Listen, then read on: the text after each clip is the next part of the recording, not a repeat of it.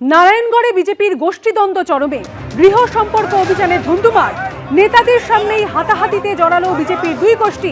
স্থানীয় নেতৃত্বকে না জানিয়ে মণ্ডল সভাপতির নেতৃত্বে কর্মসূচির আয়োজন। মণ্ডল সভাপতি সত্যজিৎ দের উপস্থিতিতেই এই কর্মসূচি চলছিল।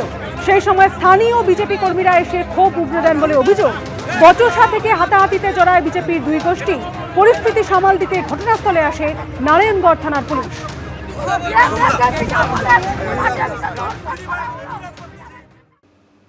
তৃণমূলে যোগ দিলেন সদ্য পদত্যাগী সিপিএম এর রাজ্য কমিটির সদস্য প্রতীকুর রহমান। প্রতীকুর রহমানকে পাশে নিয়ে শনিবার সিপিএম এর নতুন প্রজন্মকে বার্তা দিলেন অভিষেক বন্দ্যোপাধ্যায়। তৃণমূলে যোগদানের পরই প্রতীকুর রহমানকে দল থেকে বহিষ্কারের কথা ঘোষণা করলেন মোহাম্মদ সেলিম। আমি তৃণমূল কংগ্রেসের সঙ্গে এসছি, অভিষেক ব্যানার্জির সঙ্গে এসছি। প্রতীকুর আমাকে নিজে এসে বলছে, দাদা দল যদি আমাকে টিকিট দেয়ও আমি টিকিট নেবো না। প্রতীকুরের প্রতীক বদল, কাস্তে হাতুড়ি ছেড়ে তৃণমূলে যোগ দিলেন সদ্য পদত্যাগী সিপিএম এর রাজ্য কমিটির সদস্য প্রতীকুর রহমান। 2024 লোকসভা নির্বাচনে যার বিরুদ্ধে সিপিএম প্রার্থী হিসেবে প্রতিদ্বন্দ্বিতা করেছিলেন, শনিবার সেই অভিষেক বন্দ্যোপাধ্যায়ের হাত ধরেই তৃণমূলে পথ চলা শুরু হলো প্রতীকুর রহমানের।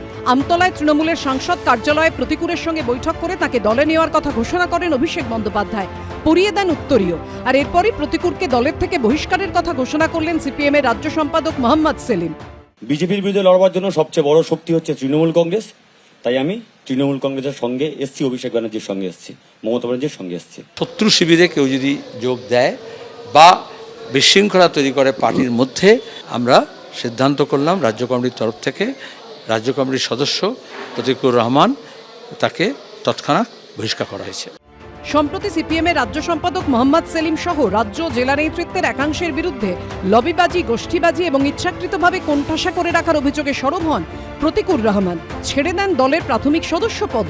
জল্পনা জোরালো হয়, তাহলে কি তৃণমূলে যোগ দিচ্ছেন প্রতীকুর? শনিবার সেই জল্পনাই সত্যি হলো।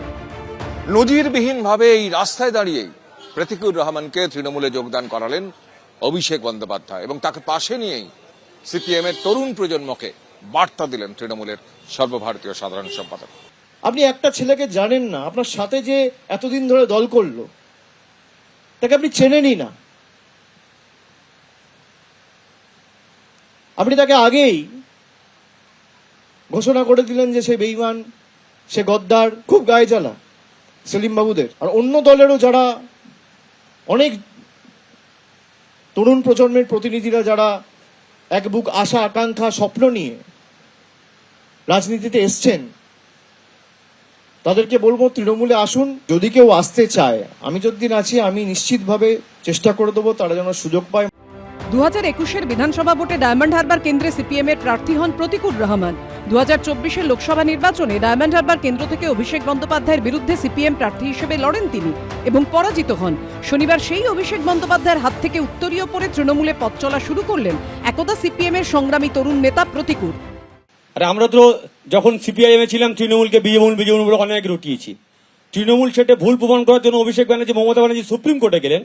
আর প্রতিদিন তৃণমূল কংগ্রেস সিপিআইএম কে বলছে বিজেপির বি টিম তোমার ভোট ট্রান্সফার করেছো, সেটা প্রমাণ করার জন্য মোহাম্মদ সেলিম হুমায়ুনের সঙ্গে বসলেন। এখন কয়লা, বালি, খাদান, চাকরি চুরি, বিদেশে টাকা পাচার এর সঙ্গে এবং যারা ওই ডায়মন্ড হারবার কেন্দ্রে গোটা দেশের মধ্যে সবচেয়ে বেশি সন্ত্রাস এবং লুটের রাজত্ব, ভোট লুট, অর্থ লুটের এবং আক্রমণ করা, ঘর ছাড়া করা এবং তার শিকার সেও হয়েছিল। সিপিএম থেকে তৃণমূলে এবার প্রতীকুর রহমানের রাজনৈতিক ভবিষ্যৎ কি? কৃষ্ণেন্দু অধিকারী ও উজ্জ্বল মুখোপাধ্যায়ের রিপোর্ট, এবিপি আনন্দ। মমতা বন্দ্যোপাধ্যায়ের সঙ্গে এক মঞ্চে অনন্ত মহারাজ। রাজ্য সরকারের তরফে বঙ্গবিভূষণ সম্মান দেওয়া হলো বিজেপির রাজ্যসভার সাংসদকে। অমর 21 সরকারি অনুষ্ঠান থেকে বঞ্চনার অভিযোগে সরব হলেন বিজেপির সাংসদ। তাহলে কি ভোটের আগে কোচবিহারে নতুন কোনো রাজনৈতিক সমীকরণ দেখা দিতে পারে? জল্পনা তুঙ্গে। বৃহস্পতিবার তৃণমূলে যোগ দিয়েছেন কার্শিয়াংয়ের বিজেপি বিধায়ক বিষ্ণুপ্রসাদ শর্মা। আর শনিবার মমতা বন্দ্যোপাধ্যায়ের সঙ্গে এক মঞ্চে দেখা গেল বিজেপি রাজ্যসভার সাংসদ নগেন্দ্র রায় ওরফে অনন্ত মহারাজকে, যা ফের উস্কে দিল জল্পনা। ভোটের আগে অস্বস্তিতে পদ্ম শিবির। রাজ্য সরকারের তরফে এদিন বঙ্গবিভূষণ সম্মান দেওয়া হলো বিজেপির রাজ্যসভার সাংসদকে। শনিবার 21শে ফেব্রুয়ারি আন্তর্জাতিক মাতৃভাষা দিবস। সেই উপলক্ষে এদিন দেশপ্রিয় পার্কে ছিল অমর 21-এর সরকারি অনুষ্ঠান। মুখ্যমন্ত্রী মমতা বন্দ্যোপাধ্যায় আসার আগেই শনিবার দেশপ্রিয় পার্কে চলে আসেন বিজেপি সাংসদ অনন্ত মহারাজ। মুখ্যমন্ত্রী আসার পর অরূপ বিশ্বাসের সঙ্গে মমতা বন্দ্যোপাধ্যায়ের কাছে যান তিনি। দুজনে শহীদ বেদিতে মাল্যদান করেন। মঞ্চে মমতা বন্দ্যোপাধ্যায়ের ঠিক ডান পাশেই বসেছিলেন বিজেপি সাংসদ। বঙ্গবিভূষণ প্রাপকদের তালিকায় প্রথম নামটিই ছিল তার। বিধানসভা ভোটের মুখে রাজ্য সরকারের অনুষ্ঠানে বিজেপি সাংসদ অনন্ত মহারাজের উপস্থিতিতে রাজনীতির অলিন্দে নতুন চর্চা তৈরি করল। আর এসবের মধ্যেই তার মুখে শোনা গেছে ইঙ্গিতপূর্ণ মন্তব্য। আমরা আজ পর্যন্ত লাঞ্ছনা বঞ্চনা তিরস্কার শিকার হয়েছি, সব কিছু হারিয়েছি। বঞ্চনা মানে বঞ্চনার সীমায় নেই, সীমানা নেই। অনন্ত মহারাজ আমার সহকর্মী, আমার সতীর্থ। আমরা একই সঙ্গে রাজ্যসভায় পাশাপাশি বসে, তা আমার সতীর্থ যদি সম্মানিত হন, তিনি যদি কোনো পুরস্কার পান, এর থেকে বড় আনন্দের খবর আর আমার কাছে কিছু হতে পারে না। কোচবিহারে অত্যন্ত গুরুত্বপূর্ণ ফ্যাক্টর রাজবংশী ভোট। এই জেলায় প্রায় 34% রাজবংশী ভোটার। পর্যবেক্ষকদের একাংশের মতে রাজবংশী ভোটারদের মধ্যে অনন্ত মহারাজের প্রভাব রয়েছে। সেই জন্যই তাকে রাজ্যসভার সাংসদ করেছিল বিজেপি।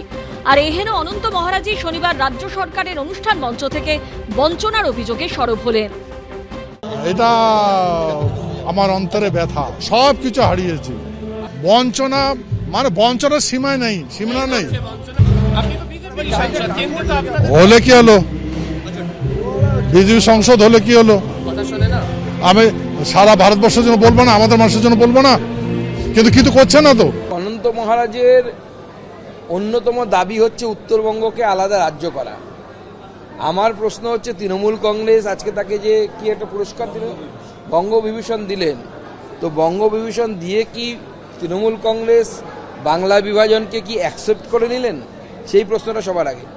এই প্রথম নয়, এর আগেও বারবার বিজেপির অস্বস্তি বাড়িয়েছেন অনন্ত মহারাজ। অনন্ত মহারাজ আজকে এসে তিনি তার রাজবংশী ভাষায় বক্তৃতা দিয়েছেন এবং কবিতা বলেছেন। এ অতি একটা সুমধুর সম্মিলিত প্রচেষ্টা। এরপরে রাজনৈতিকভাবে উনি কি করবেন সেটা সামনের দিনই বোঝা যাবে, সামনের দিনেই বোঝা যাবে। 2022-এর ফেব্রুয়ারিতে চিলা রায়ের 512তম জন্মদিবস উপলক্ষে এক মঞ্চে দেখা গেছিল মমতা বন্দ্যোপাধ্যায় ও অনন্ত মহারাজকে। 2024 সালে লোকসভা ভোটের পরপর কোচবিহারের চকচকার বাড়িতে গিয়ে বিজেপি সাংসদ অনন্ত মহারাজের সঙ্গে দেখা করেছিলেন মমতা বন্দ্যোপাধ্যায়। মুখ্যমন্ত্রী মমতা বন্দ্যোপাধ্যায়ের সঙ্গে সাক্ষাতের 9 দিনের মাথায় দিল্লিতে অমিত শাহের সঙ্গে বৈঠকে বসেন কোচবিহারের বিজেপি সাংসদ অনন্ত মহারাজ। তার ঠিক 2 দিন পরে প্রধানমন্ত্রী নরেন্দ্র মোদীর সঙ্গে বৈঠক করেছিলেন বিজেপির রাজ্যসভার সাংসদ। এই আবহে সেই তিনি মমতা বন্দ্যোপাধ্যায়ের সঙ্গে মঞ্চ ভাগ করলেন। তাহলে কি ভোটের আগে কোচবিহারে নতুন কোনো রাজনৈতিক সমীকরণ দেখা দিতে পারে? মমতা বন্দ্যোপাধ্যায়ের মঞ্চে বিজেপি সাংসদের উপস্থিতি নিয়ে তৈরি হয়েছে এই প্রশ্ন। আশাবুল হোসেনের রিপোর্ট, এবিপি আনন্দ, কলকাতা। এবিপি আনন্দ, এগিয়ে থাকে, এগিয়ে রাখে।